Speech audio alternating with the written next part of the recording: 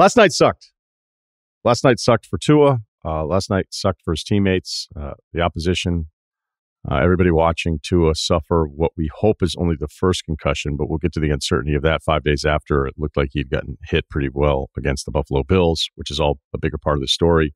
As soon as he got whipped to the ground, I mean, like you, watching the game, I was like, oh, man, one of those. And then when you see that fencing reaction, which I think all of us have seen where the hands are straight out, but his fingers were all twisted up, and it was just worse. I mean, it was tough to watch.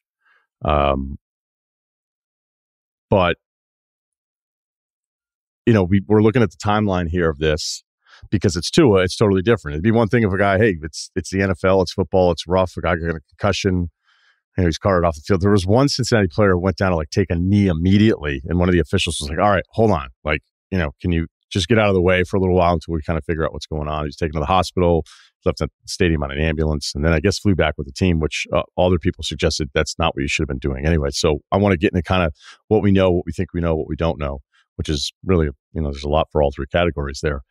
But again, the 5-day part of this is what's most alarming for Tua and why there's so much, I don't know if questioning, criticism, whatever you want to call it, on the aftermath of last night's events. Because when we were watching the Buffalo game, it's hot, it's Miami, he gets pushed backwards and then is basically stumbling to kind of get his legs again. And then he returned to that game. So if it actually was a concussion then, how did he clear it? How did he get back into that game? And then that leads to, if it's a second concussion in less than 5 days, that's when you start getting into these danger areas, depending on what you believe and what you've read about concussions. So what happened? What happened in the Buffalo game that took us to last night's events? Well, I watched Adam Schefter, who was really good on this, and he said that this originally was a head injury for Tua, and I don't know that it was officially reported that way. Maybe it was a sideline thing. Maybe there was miscommunication, but it was a head injury in the Buffalo game, but then it was a back and neck injury, all right? So that it wasn't actually his head. Okay. They have a Dolphins doctor, and then they have an unaffiliated neurotrauma consultant who was appointed both by the NFL and the NFLPA, and both cleared Tua in that Buffalo game. Both cleared him. But then Schefter added to this and said, but if you look at the full explanation of the protocols, it doesn't just have to be a head. It can be a back, it can be a neck, it can be a spine that falls under the protocol to not play. But the problem is, like a lot of times with this, is when the player gets cleared and the player knows that he wants to get back into the game. And there was a couple former players saying, there are ways, when you've had a couple concussions, you kind of know what to answer to get back into the game. And that becomes the team has to protect the player from himself. And so now that's led to speculation that Miami didn't care about the player, that they put him in harm's way. Mike McDaniel, the head coach, who's a very convincing speaker. We don't know him that well, but our initial exposure to him, I feel like he feels like a sincere guy. We'll give him the benefit of the doubt, right? But he was like, look, if this is actually that, then I would never have this happen. And this is going to lead to a big-time investigation. It could get really nasty. Schefter also added, which I thought was unnecessary, not by Schefter adding it, I thought it was unnecessary from other NFL teams, is that they were apparently texting him, which he added to the report, saying, well, after the Buffalo game, we would have never put our quarterback in the situation to play 5 days later. That's a really easy thing to do after the fact, right? Not one team would send that text to a reporter just randomly. They're doing it almost as if yeah, we would have never done that. Well, we don't know. We don't know. Are you sure? Are you sure your NFL organization has never put a player back in? Now you can get into the 5-day qualifier and add how unique that whole thing is. But I don't like playing the results after the fact and then other teams chiming in. And it wasn't like the teams were named, so they were somehow getting credit publicly for it. But I thought that made it more damning for Miami, which it very well may be, and all the damning will be justified. But I thought that additional part of the report. So now we're left with this uncertainty of, wait a minute, if it is just a head injury, then they screwed up. But if it's a neck and back injury, does that mean they didn't screw up? Or if it's just the back? Or wait a minute, if you read the protocols, look, I remember 7 years ago on ESPN radio, I want to frame this the right way so I don't sound totally insensitive, but it's all we were talking about were concussions. When we talked about the NFL, I would say if the pie chart of topics, it would 40% concussions, 40% Kaepernick, and 20% football games. And it went on for years. I had colleagues that started questioning whether or not they should watch football, and they kept watching it. Mark Cuban, who I'm always fascinated with any opinion he has on anything because he's so convincing and he's obviously a really smart guy with a great track record. But he started saying, well, the NFL, there's no way I'd want to own one of those franchises. I'm much happier owning an NBA team. I mean, that was bullshit. It was self-serving a little bit too. And it's also positioning his investment better down the road, which is what a lot of these guys do when they go on financial shows and they have a position in the company and they're like, no, we see, clear skies ahead, right?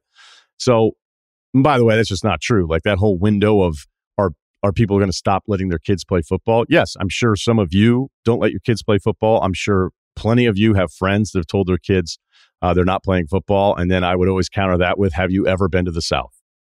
So the NFL is dead because of concussions. Like it just wasn't going to happen. It wasn't going to happen, but that became an overriding topic. It was like the media was obsessed with it. So I felt like at that point, like it's a really brutal game. And bad stuff's going to happen. And I'm not going to spend all week with the shows pretending I'm some sort of concussion expert because I read a new article on it, or I have somebody that's hypersensitive to the topic that's going to think the worst of all scenarios.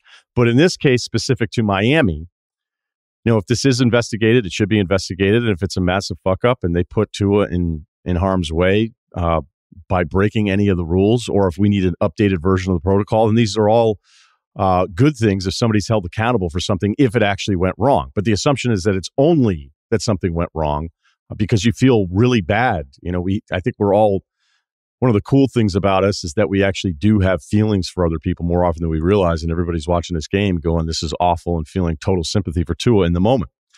If you are someone that because of the awful history of the NFL and dealing with concussions that wants to give them zero the benefit of the doubt, I'm not going to tell you that you're wrong. I understand the history, the doubt, the lawsuits, the neglect, the lies. I went through a timeline that was on a website this morning, and it was kind of talking about all these things. And if you've read any of the League of Denial stuff about concussions, I mean, the league knew. They painted a different picture. It felt like big tobacco there for a while when you go back and read how they positioned themselves with head trauma. December 1994, Commissioner Paul Tagliabue says on concussions, quote, I think it's one of these packed journalism issues, frankly. There is no increase in concussions. The number is relatively small. The problem is a journalist issue. Okay. That actually sounds somewhat familiar to what's happening in the last few years. But they initiated new return to play guidelines in 97. Quote, repeated concussions can cause cumulative brain injury in an individual over months or years, the report warns. There are specific player issues. Steve Young getting knocked out of a game, never playing again. I mean, I could go through the list of every former player that's had issues and then led to some tragic ending, which, I think can be related to this sometimes, but maybe not always the way that it's played out. But then, some of the stuff is so ridiculous because in 2000, Jerry Jones actually told ESPN, quote, that he'd push Aikman to ignore concussion concerns if it was a key game, since all data that we have so far don't point to lasting effects, long-term effects from the head trauma. That's Jerry Jones in 2000, not 1950. I mean, it goes on and on. Like, these things aren't that old. All these different pieces. Some of this stuff isn't even like 18 years old, where they're just denial about all these things. So if you want to believe that today the system that Miami has and that today the system the NFL has, despite the NFLPA having a voice in this and having a third party that's not affiliated with anybody that's supposed to be there for the player's safety, that I thought all these things are improving. If you want to believe that none of it works and that it's all still fucked up, I'm not really going to tell you that you're wrong, even if maybe I feel a little bit differently about the excessive, like the motivations behind getting people out there, because it's very simple. The players all hate concussions until they get one, right? The players are all about player safety until it's kind of their own safety, and they want to find a way to get back out there. The fans hate concussions until, it's Julian Edelman in the Super Bowl. And you're like, oh, is he going to leave the game? Like, hey, he's back. And clearly, obviously, the NFL hates the concussions because last night's matchup with Tua and Burrow is a lot sexier than Teddy Bridgewater versus Brandon Allen. I don't know what happened in Miami. I don't know if this system is still completely outdated. I've seen plenty of arguments that it is.